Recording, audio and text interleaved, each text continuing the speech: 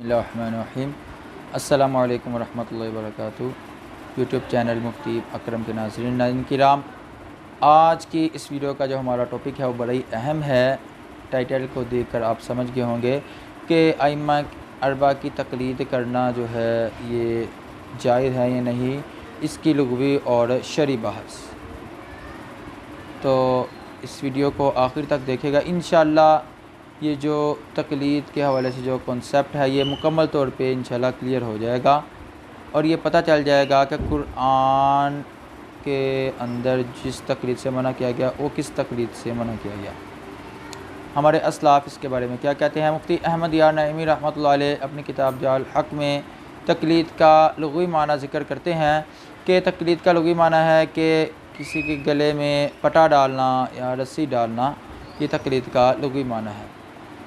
और इसका इस्तिलाही और शरई माना ज़िक्र करते हैं कि किसी शख्स के कौल या फ़ेल की पैरवी करना, अपने ऊपर इसको लाजिम कर लेना, किसी शख्स के कौल व फ़ेल को अपने ऊपर लाजिम कर लेना। जिस तरह हम इमाम आज़म अबू हनीफ़ा रहमतुल्लाह अलैह के कौल की यानी उनके अक़वाल की और उनके जो मामलात है उसकी पैरवी करते हैं और उससे अपने लिए हुज्जत समझते हैं, दलील समझते हैं, बग़ैर दलील शरिया के अंदर नज़र करते हुए, तो ये दलील तक़लीद का शरई माना है। और हुस्सामी के अंदर किताबुल मुताबातिर रसूल में जो इसकी तारीफ़ की गई कि किसी शख्स का अपने गैर की इताअत करना उसके कौल व फ़ेल की, यानी कि शख्स का अपने गैर के कौल की या उसके फ़ेल की इताअत करना ये तक़लीद है।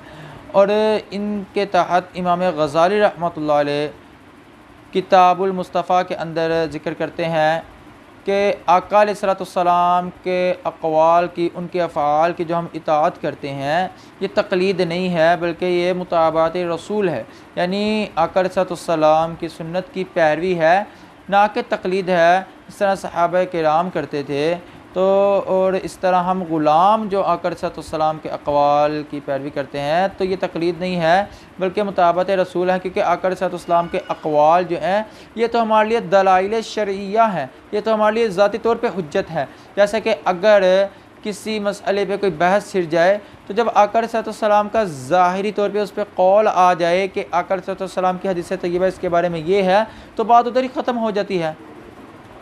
तो आका अलैहिस्सलाम के अक़वाल की हम जो इताअत करते हैं, पैरवी करते हैं, तक़लीद नहीं है। इस तरह उलमाए किराम जो हैं उनकी जो हम पैरवी करते हैं तो ये भी तक़लीद नहीं है, क्योंकि अगर वो जो फ़तवा देते हैं उस फतवे का पता चल जाए कि ये बाद में कि ये गलत था तो हम फ़ौरी तौर पे उसे छोड़ देते हैं, बख़िलाफ़ अइम्मा अरबा के।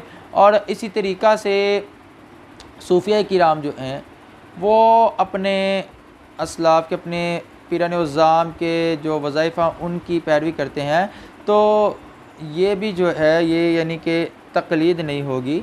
और अगर तक़लीद होगी भी तो तक़लीद तरीक़त होगी, तक़लीद फ़ी तरीक़त होगी। और अब इन तारीफ़ यानी इस शरई तारीफ़ के बाद अब हम देखेंगे कि अब तक़लीद की दो किस्में बन जाती हैं, जो कि जाल हक़ में मुफ्ती अहमद यार नईमी रहमतुल्लाह अलैह ने ज़िक्र की। और इन तारीफ़ात से ये हमें पता चल जाए कि तक़लीद क्या है और आका अलैहिस्सलाम के कौल व फ़ेल की इताअत ये मुताबत रसूल है। तक़लीद की दो किस्में हैं, इन किस्मों से हमें पता चल जाएगा कि तक़लीद कौन सी जायज़ है और कौन सी नाजायज़ है और किसके बारे में कुरान करीम के अंदर मुमानत आई है। तक़लीद की दो किस्में हैं। नंबर 1 तक़लीद शरई, नंबर 2 तक़लीद गैर शरई। तक़लीद शरई के मसाइल दीनिया जिस तरह नमाज, रोज़ा, हज, ज़कात जो हैं इनके अंदर किसी की पैरवी करना इसे तक़लीद शरई कहते हैं। जिस तरह हम अइम्मा दीन की, अइम्मा अरबा की तक़लीद करते हैं जो उन्होंने नमाज के हवाले से मसाइल का इस्तिंबात किया है, तो इसके मुताबिक हम जो अमल करते हैं ये तक़लीद शरई है और ये बिल्कुल जायज़ है। जिस तरह के हदीस पाक है ला सलाता इल्ला बिफ़ातिहतिल किताब। अब इमाम साहिब ने हमें बताया कि ला सलाता इल्ला बि कामिलतुन, ला सलाता कामिलतुन इल्ला बिफ़ातिहतिल किताब, कि इसके मुताबिक ये मुराद है इस हदीस से कि नमाज कामिल नहीं है, ना कि ये कि नमाज फ़ातिहा के बगैर है ही नहीं।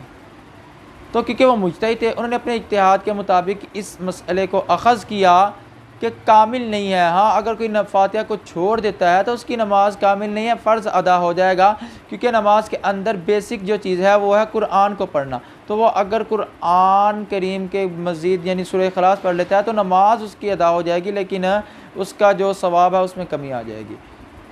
तो ये है तक़लीद शरई जो हम इमाम साहब की करते हैं, और ये बिल्कुल जायज़ है। और इसी तरह तक़लीद गैर शरई, जिस तरह के अतिब्बा जो हैं ये बोल सीना की तक़लीद करते हैं, और शुआरा जो हैं ये मिर्ज़ा गालिब की तक़लीद करते हैं, दीगर शुआरा की तक़लीद करते हैं, उनकी पैरवी करते हैं। इसी तरह नाहवी जो है ये खलील की सिबावई की पैरवी करते हैं। तो ये तक़लीद गैर शरई है। अब तक़लीद गैर शरई का क्या हुक्म है? अगर तक़लीद गैर शरई ये दीन इस्लामिया के मुतसादिम ना हो, ख़िलाफ़ ना हो, तो ये जायज़ है। लेकिन अगर ये इस्लाम के मुखालिफ हो, हुदूद के मुखालिफ हो, तो ये बिल्कुल हराम है। जैसा कि इसकी मिसाल बूढ़ी औरतें जो हैं ये अपने आबाओ अजदाद की जो शादियों में और गमी के अंदर जो रसूमात थी उनकी पैरवी करती थी, जो इस्लाम के बिल्कुल मुतसादिम। तो ये इस पर अमल करने बिल्कुल हराम है, और यही वो तक़लीद है जिसके बारे में कुरान करीम के अंदर मुआनत ज़िक्र की गई। जैसा कि पारा नंबर 2 में अल्लाह ताला ने इरशाद फरमाया, बिस्मिल्लाहिर्रहमानिर्रहीम, व इज़ा क़ील लहुम इत्तबिऊ मा अंज़लल्लाहु क़ालू बल नत्तबिऊ मा अलफ़ैना अलैहि आबाअना, कि जब उनसे कहा जाता है कि पैरवी करो उस कुरान के अंदर जो कुछ नाजिल किया गया उसकी पैरवी करो, तो वह कहते हैं कि हम अपने आबाओ अजदाद के तरीक़ों की पैरवी करेंगे, इसकी पैरवी नहीं करेंगे। जैसा कि कुरान करीम के चौथे पारे में इरशाद फरमाया गया, वला तनकिहू मा नकाह आबाउकुम मिनन निसा इल्ला मा क़द सलफ़।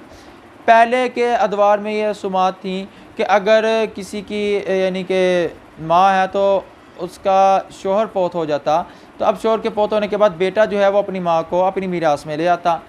इसके बारे में कुरान करीम में मुआनत की गई, जबकि जो यानी कि कुफ़ार थे उनका यही तरीका था कि इन पर अमल करना। तो इसके बारे में कुरान करीम के अंदर मुआनत की गई। इसी तरह कुरान करीम में कहा गया कि तुम जो जिसके बारे में तुम्हें इल्म नहीं है उसकी पैरवी मत करो, यानी जिन चीज़ों के बारे में तुम्हें इल्म नहीं है तो उसकी पैरवी मत करो। तो ये तक़लीद गैर शरई है। और जहाँ तक तक़लीद शरई है, इसका कुरान करीम में भी हुक्म दिया गया। कुरान करीम के 19वें पारे में इरशाद फरमाया गया, बिस्मिल्लाहिर्रहमानिर्रहीम, फ़स्अलू अहल ज़िक्रि इन कुन्तुम ला तअलमून। अगर किसी चीज़ के बारे में तुम्हें इल्म नहीं है तो अहले ज़िक्र से सवाल करो, उनकी बारगाह में जाओ। अब अहले ज़िक्र जो है, अहले इल्म, जिनको अल्लाह ताला ने इल्म दिया, तो उनके मसाइल के मुताबिक अमल करना ये कुरान करीम में हम हुक्म दिया गया। तो इससे पता चला कि तक़लीद शरई जो हम अइम्मा दीन की करते हैं ये बिल्कुल जायज़ है, बिल्कुल साबित है। हाँ, अभी तक यानी जिस तरह यूट्यूब पर कुछ लोग आके ये कहते हैं जी ऐसा है कि तक़लीद ये बिदअत है, ये ऐसे है तो ये वैसे है, ये बिल्कुल जो है ये गलत है। और ये मैं तो कहूँगा क़यामत की निशानियों में से एक निशानी है। जिस तरह करीम अलैहिस्सलाम ने फरमाया कि तुम्हारे बाद में आने वाले जो लोग होंगे वो अपने बड़ों के ऊपर बातें कसेंगे कि हमारे बड़े तो ऐसे हैं, हम शायद बहुत ज़्यादा बढ़ गए हैं और बड़ों से गलतियाँ हो गई हैं। तो अगर कोई ऐसा करते हैं, क़यामत की निशानियाँ हैं। अल्लाह ताला हमें इनके शर से महफूज फरमाए, और अइम्मा दीन की पैरवी करना, उनकी तक़लीद करना ये बिल्कुल जायज़ है और बिल्कुल साबित है। अल्लाह ताला हमें इस पर अमल करने की तौफ़ीक़ अता फ़रमाए और इन लोगों की बुरी बातों से बचने की तौफ़ीक़ अता फ़रमाए। इस मेरी वीडियो को लाइक कीजिए और मेरे चैनल मुफ्ती अकरम को सब्सक्राइब कर लीजिए। इसका नाम मैंने चेंज किया आप लोगों की आसानी के लिए, और साथ ही बेल की घंटी को भी प्रेस कर दीजिए ताकि आने वाली वीडियोस का नोटिफिकेशन सबसे पहले आपको मिल सके, क्योंकि आपके सामने मैंने दलाइल के साथ तमाम मवाद आपके सामने बयान करता हूं। और रिक्वेस्ट है कि आखिर में मुझे अपने कमेंट्स ज़रूर दीजिए कि आपको मेरी ये वीडियो कैसे लगी। अगर कोई आपका सवाल है, आपको मेरी इस वीडियो के अंदर कोई बात समझ नहीं आई या किसी पर आपको सवाल है तो आप कमेंट्स में मुझे बताइए, और अगर अच्छी लगे तो भी मुझे कमेंट्स में बताइए। अल्लाह ताला हमारा हामी व नासिर हो। अस्सलामु अलैकुम व रहमतुल्लाहि व बरकातुहू।